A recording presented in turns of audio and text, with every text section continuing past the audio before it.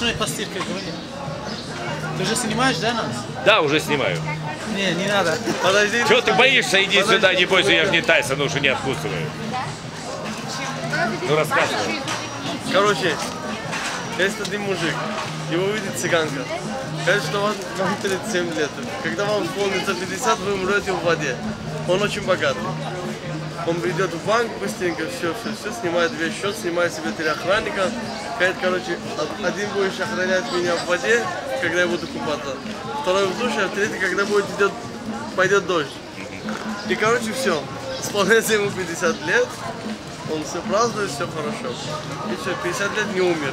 Идет, покупает лотерею и выигрывает 450 тысяч долларов. Думает, что мне делать? Идет, покупает себе путевку на круиз. Садится в пароход. Говорит, и все, да, столько людей, 5000, и ездит себе. Ездит вдруг штурм сдалека. Штурм.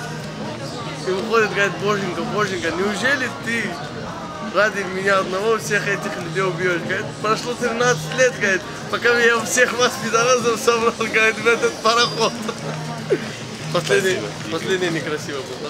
Нормально, что некрасиво? Все, давай. Не, подожди, один еврейский анекдот расскажу, потому что я еврей.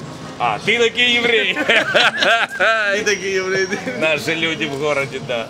Короче, русский, мусульманин и еврей. Да. Приходят в синагогу.